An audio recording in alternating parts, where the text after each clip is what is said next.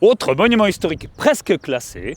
Et aujourd'hui, bienvenue sur le site Hillman. Et le site Hillman, il est assez connu et c'est le nom de code qui a été donné par les Alliés sur ce site qui a été pris par les Britanniques aux Allemands. Parce que le nom de code allemand, c'était le WN17, Winterstern-Nest 17. Et site Hillman, qui est bien indiqué ici sur ce char Churchill Mk4. Et en réalité, ce sont des Sherman qui ont libéré le site. Et ce char Churchill Mk4, il revient de loin, parce qu'il vient de Saumur, du musée des blindés de Saumur. Et il a été vraiment bien mis en valeur par l'association qui gère le site. On va descendre un peu à l'abri, parce qu'aujourd'hui, je me suis mis en tenue, avec une capote anglaise. C'est un site qui faisait 24 hectares. On avait une vingtaine de structures bétonnées comme celle-ci qu'on voit en premier, dès en arrivant, avec ici un Tobruk. Et la particularité ici, c'est qu'on a encore le rail qui était prévu pour la MG, la mitrailleuse MG34. Et là, malheureusement, il y a une triste anecdote aussi qui est liée à ce Tobruk, parce qu'il y a eu des combats. Et en fait, il y a des soldats de Norfolk, il y a une quarantaine de soldats qui ont été tués en face par le soldat qui était posté ici. Et je vois qu'il y a des points d'ancrage encore pour y mettre un filet de camouflage. Et il y a même aussi le système pour communiquer par tube que j'aperçois juste dedans. Et là on voit qu'il y a eu des tirs, un tir de sécurisation ici, venant d'un char Sherman qui était en face, qui a bien abîmé le coin, et surtout ici, où on a visé en fait le Tobruk pour viser le tireur, donc qui avait fait plusieurs morts.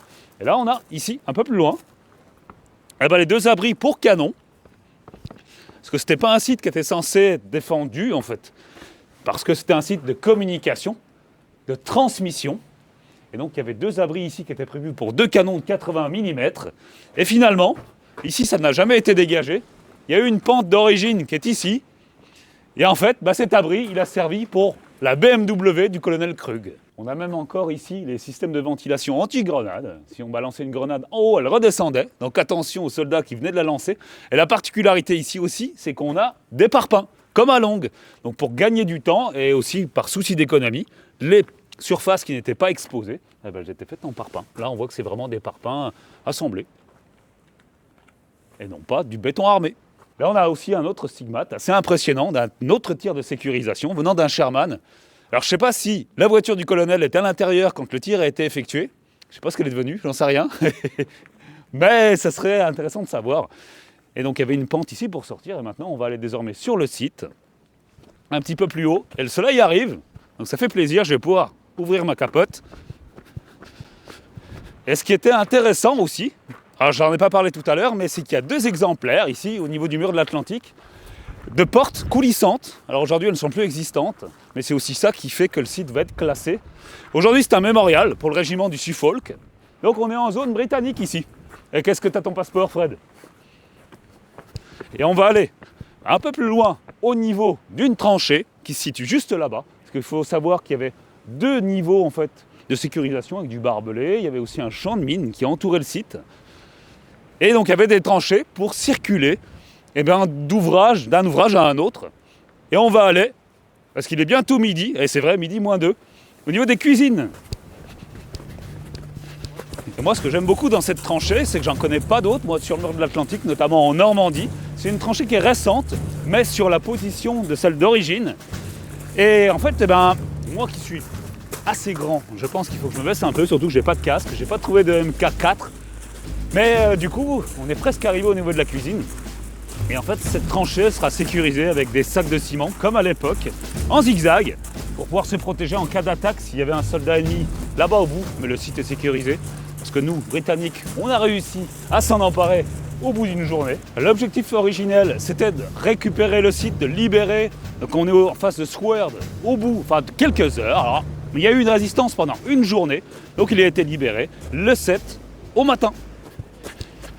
Et à l'origine, il y avait bien une route qui traversait le site, mais à l'époque, c'était beaucoup plus petit, un chemin creux, donc rocailleux, rencaissé. Et là, on est au niveau du poste de guet Est.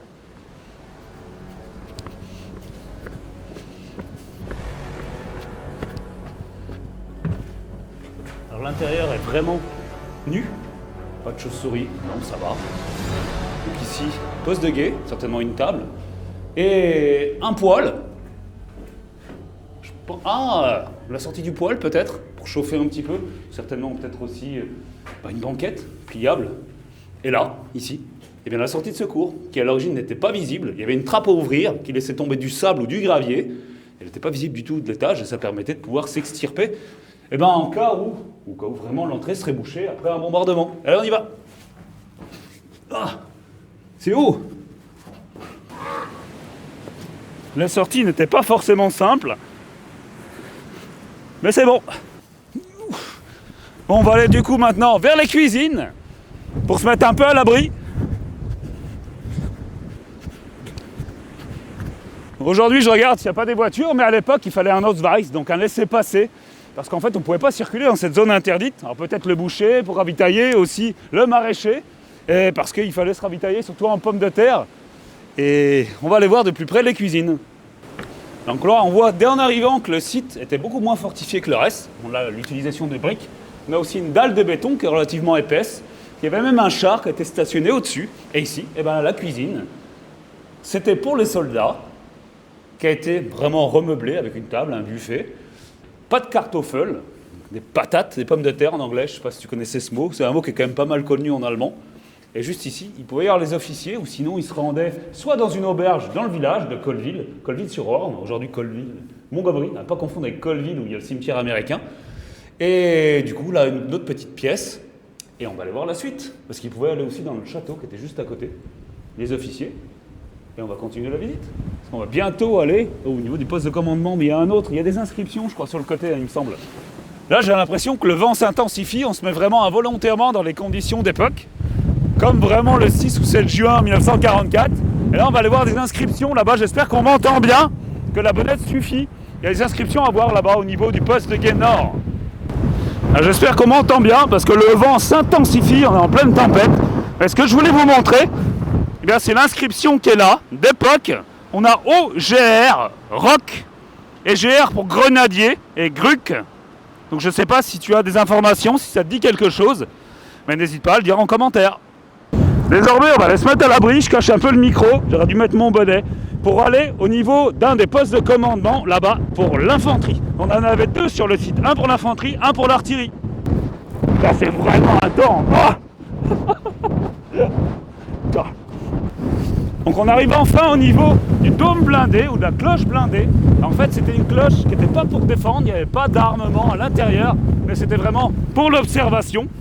Et en fait, elle n'est pas d'origine, malheureusement. Celle d'origine a été démontée, ferraillée dans les années 50. Et n'hésite pas à rester parce qu'on va pouvoir rentrer à l'intérieur. Là, on va vraiment se mettre à l'abri. On va avoir moins de vent. J'ai hâte. J'espère que le son sera vraiment bon. Je m'en excuse par avance. Là, on a un tobruk intéressant pour la défense de ce poste de commandement pour l'artillerie. Et là, on aperçoit une inscription avec Douvres, 5875 mètres, donc pour avoir l'alignement. Et la délivrande. On a même Saint-Aubin-sur-Mer, et on a même aussi le système de communication. On devait y avoir un téléphone, et surtout pour pouvoir parler. Et là, avant de descendre, il y a même une empreinte de botte, ici, qu'on peut voir, le talon, ici. Et au niveau de la pointure, il devait faire du 42, quelque chose comme ça, pied gauche. Là, c'est vraiment une empreinte dans le béton frais d'époque, donc certainement d'un ouvrier, parce que les ouvriers étaient la plupart du temps des ouvriers français, c'était pas des Allemands soldats qui construisaient les sites, comme ici. Allez, on y va!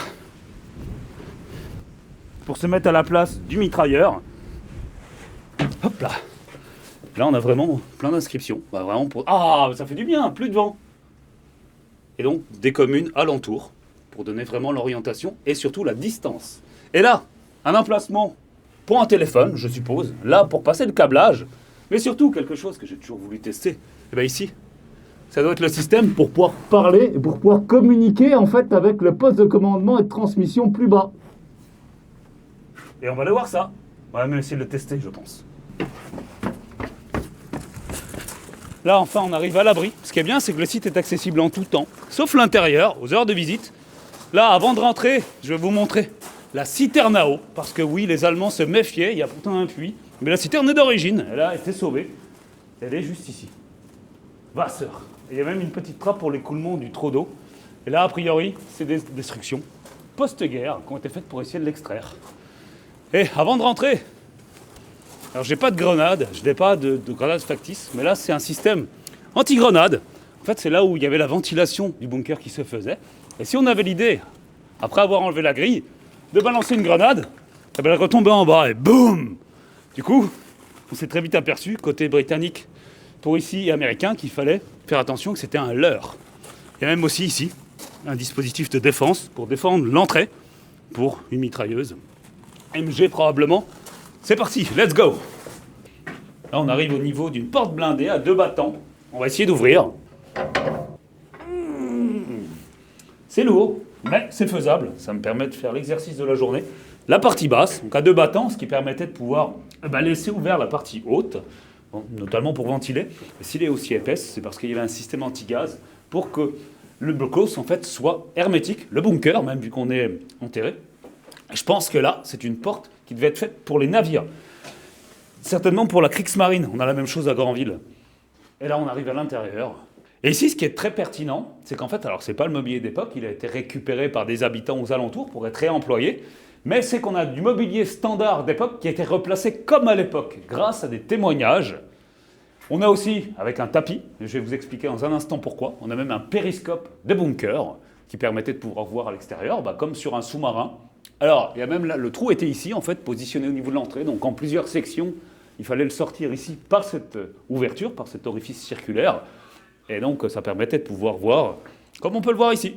On a un soldat américain, mais un soldat ici allemand. Je vais m'installer au niveau de la table à cartes du colonel Krug.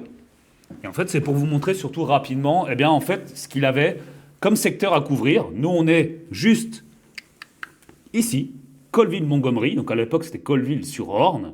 Donc il y avait ce secteur de Ouistreham.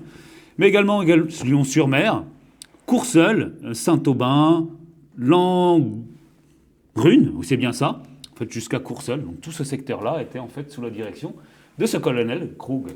Et en fait, la particularité, c'est qu'il y avait ordre de venir occuper les lieux. Parce que sinon, ils étaient tentés d'aller dans un château. En fait, il avait ses quartiers dans un château à proximité. Mais il avait l'habitude de faire une sieste. Et il a fait disposer un tapis ici pour rendre certainement le lieu un peu plus chaleureux, mais surtout pour éviter d'entendre les bruits de pas. Parce qu'en fait, sa couchette était juste à côté. On va aller juste après. Mais ce que je voulais vous montrer surtout là, parce que c'est assez unique ici, au niveau du mobilier, c'est ici, le système anti-gaz fonctionnel, avec une manivelle, donc je vais essayer.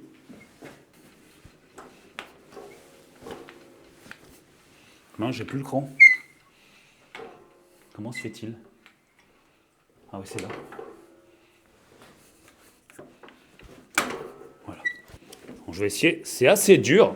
Oh, oui, c'est vraiment dur. Parce que ça pouvait être électrifié. Et là, en tournant comme ça permettait de pouvoir ventiler grâce aux 2 filtres qu'on a là. Un premier et un second ici. Et c'est assez rare d'avoir encore le système de filtration anti-gaz.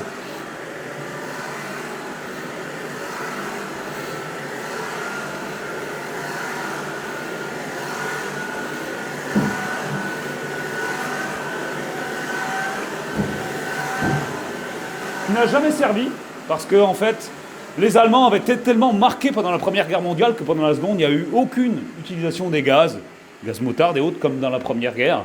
Non, donc il n'y a pas eu de souci à ce niveau-là. Donc ça n'a jamais servi. Là, on a même un téléphone de bunker. Achtung, Feind, Ort, mit. Ah, je l'avais déjà vu ça au Havre. Et c'est attention, les murs ont des oreilles, je crois, quelque chose comme ça. Il fallait rester discret. Où on nous écoute.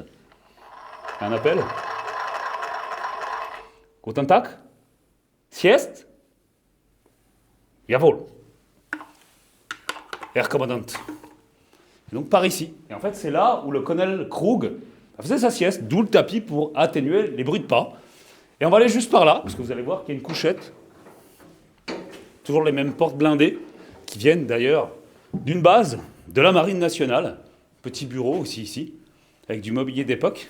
On a même le chauffage central. On a un poêle qu'on n'a pas vu tout à l'heure à côté du système de filtration. Chauffage central, d'époque aussi. Et un bureau pour pouvoir tamponner peut-être les autorisations des Ausweis. Tout est d'époque et moi je suis vraiment très impressionné de voir ça. L'association qui gère le lieu, selon moi, fait un travail vraiment de mémoire et de conservation assez exceptionnel. Un autre téléphone également là. Donc c'est des objets précieux qu'il faut vraiment protéger. Il est 15h30 passé, parce que l'heure allemande, on y est toujours d'ailleurs. Je crois que c'est l'heure de la sieste, après 3 heures de tournage.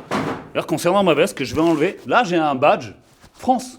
Je l'ai acheté moi il y a à peu près 25 ans en vente aux enchères. Personne n'en voulait. Aujourd'hui c'est quelque chose qui coûte assez cher. Je sais pas ce que tu en penses. Est-ce que c'est vraiment cohérent dans le sens où ici le commandant Kiefer est venu, a débarqué, est venu sur le site. Donc est-ce que c'est un peu un hommage? En tout cas je voulais en parler. Je vais pouvoir tester une couchette. Franchement c'était un peu mon rêve, mais clairement. Hein. Et ça c'est bien parce que ça a été offert par la marine. C'est très reposant. Et je te dis à tantôt.